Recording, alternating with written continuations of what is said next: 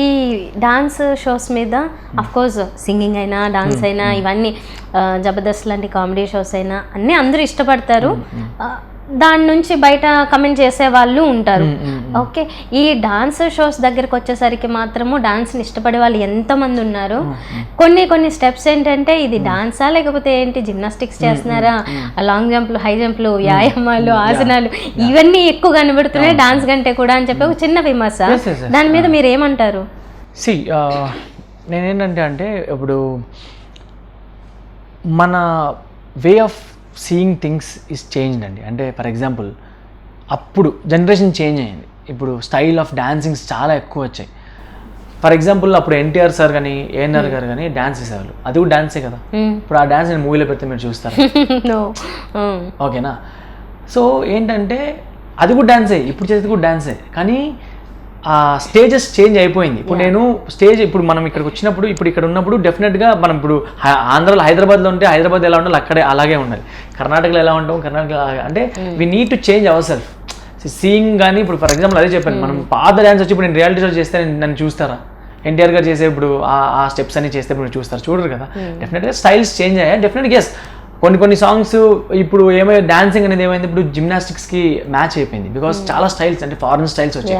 ఇంతకుముందు మనం ఏం చేసేవాళ్ళు, ఇండియాలో only Indian style, classical, folk, ఇవే వెస్టర్న్ ఇవే చేసేవాళ్ళు. బట్ ఇప్పుడు ఏమైందంటే ఎవ్రీథింగ్ బికెమ్ వెరీ ఈజీ. ఇప్పుడు యూట్యూబ్ ఓపెన్ చేస్తే you get every style in that. People updated అయిపోయారు అండ్ డెఫినెట్గా చూస్తారు, ఓకేనా? అండ్ చూసేటప్పుడు ఏమైపోతుందంటే వాళ్ళు కూడా ఓకే ఇది ట్రై చేయాలి, ఇది కూడా మిక్స్ చేయాలి మన డాన్సింగ్లో అని ఒక థాట్ ప్రాసెస్ వస్తుంది. డెఫినెట్గా వాళ్ళు మిక్స్ చేస్తారు. ఎస్, డాన్సింగ్ ఈజ్ నాట్ ఇప్పుడు సరే అండి ఎవరు చెప్తారు ఇదే డాన్స్ అని, అది ఎవరు చెప్పలేము. సరే ఇప్పుడు ఒక స్టెప్ ఉంది, ఒక ఇదే కరెక్ట్ స్టెప్ అని ఎవరు చెప్తారు? చెప్పలే కదా. ప్రజలకి కొంతమందికి అది నచ్చుతుంది, డెఫినెట్గా కొంతమందికి నచ్చదు. బట్ ఎస్, డెఫినెట్గా ఇప్పుడున్న దానిలో జిమ్నాస్టిక్స్ ఎక్కువ అయిపోయాయి డెఫినెట్గా. కానీ you are not seeing them in movies no.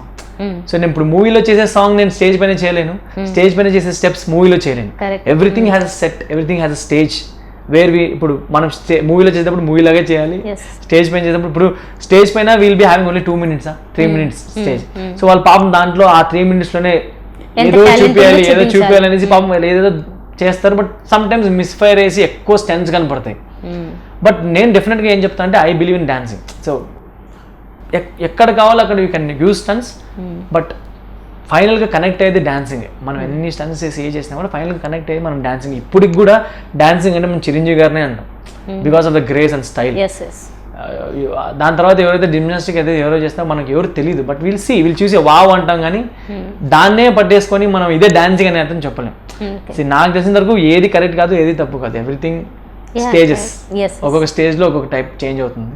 And డెఫినెట్గా ఎవరైతే నెగిటివ్ కమెంట్ చేసినా వాళ్ళు they have to think, because comment చేసేది వెరీ ఈజీ, బట్ పర్ఫార్మ్ అంటే చేయడం చాలా కష్టం. So when ever we commenting on someone just think, because వాళ్ళు ఎంత కష్టపడి ఉంటారో దానికి, వాళ్ళు ఏదైనా అంటే వాళ్ళు ఎంత బాధపడతారని ఒకసారి థింక్ చేయండి. You can comment, because every one has their mouth, అందుకే యూ కెన్ కమెంట్. బట్ డెఫినెట్గా మీరైతే కూర్చొని జస్ట్ కమెంట్ చేస్తున్నారు, కానీ వాళ్ళు కూర్చొని కమెంట్ చేయడం లేదు. Then trying something, please encourage them, వాళ్ళు ఇంకా ముందుకు వెళ్తారు. డాన్స్ షోస్కి ఇదివరకు అంటే జస్ట్ ఒక 5-6 years బ్యాక్ సింగింగ్కి చాలా ఎక్కువ క్రేజ్ ఉండేది. తర్వాత ఇప్పుడు చూస్తేనేమో డాన్స్, అంటే డాన్స్ షోస్లో కూడా ఓన్లీ డాన్స్ ఒకటే ఉండట్లేదు, అందులో కూడా కొంచెం కామెడీ స్కిట్స్ ఇవన్నీ ఇంక్లూడ్ చేస్తూ ఉన్నారు కదా. సో ఇలా మారిపోతూ వస్తుంది, అసలు ట్రెండ్ ఎలా ఎటు వెళ్తుందో తెలియట్లేదు, ఫ్యూచర్లో ఎలా ఉండబోతుంది తెలియదు. డెఫినెట్గా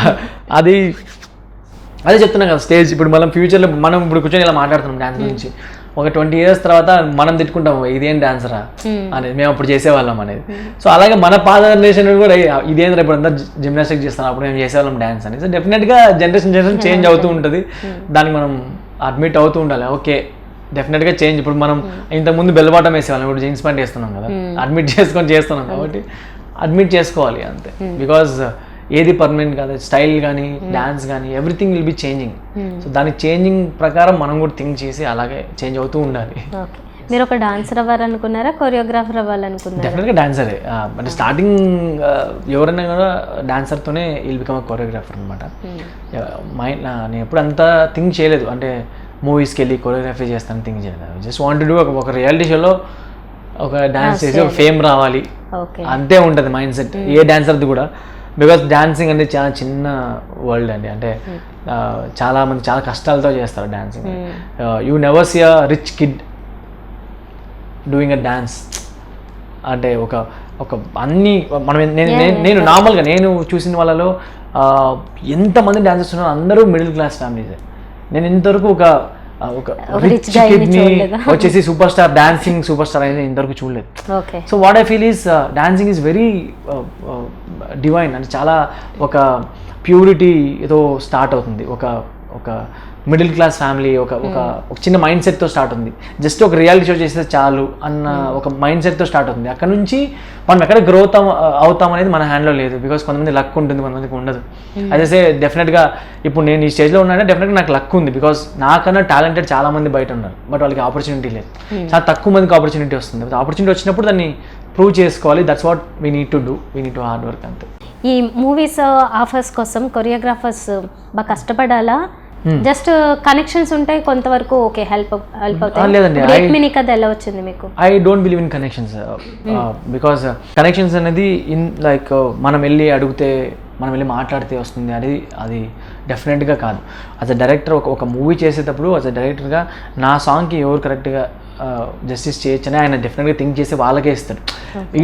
వీళ్ళు నా ఫ్రెండ్ అనేసి ఎప్పటికే కానీ అలా రాదు మూవీలో కనెక్షన్స్ వల్ల.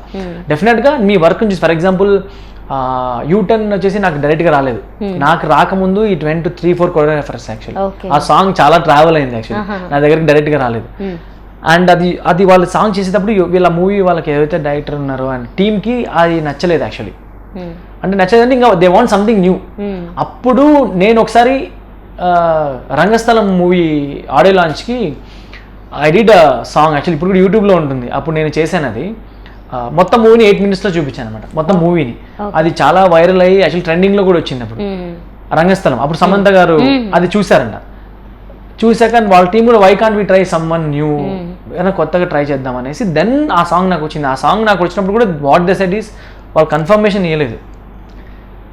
ఈ సాంగ్ ఫస్ట్ మీరు కంపోజ్ చేసి మాకు చూపించండి, నచ్చితే చూద్దాం అన్నట్టే చెప్పారు.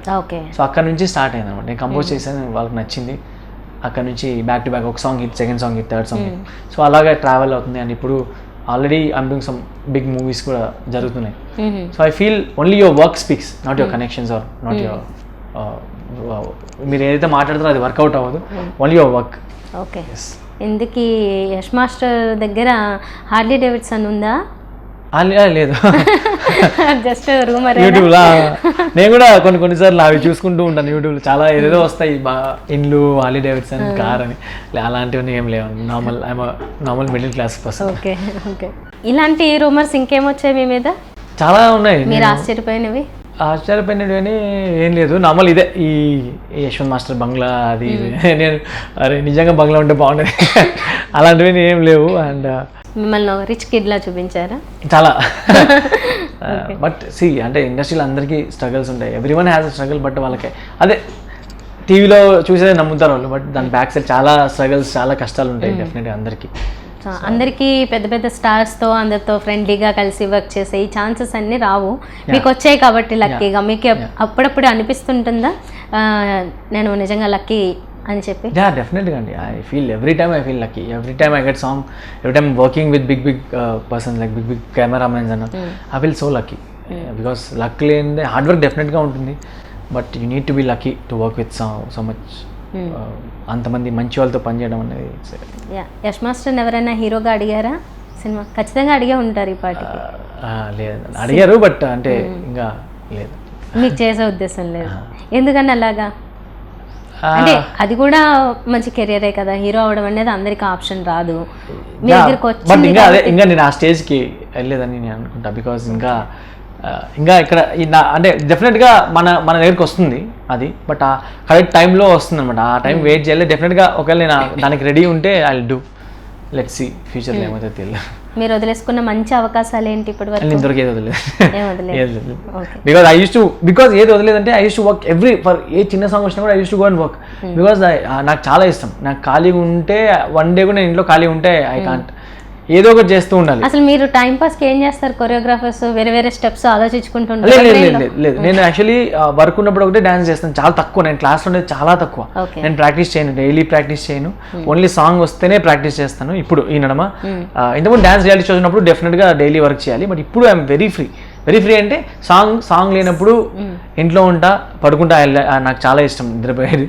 లేదంటే I will be in ground cricket ఆడుతూ ఉంటా, లేదంటే డాన్స్. ఇంతే, దీని తప్ప నాకు లైక్ వేరే ఏం లేదు.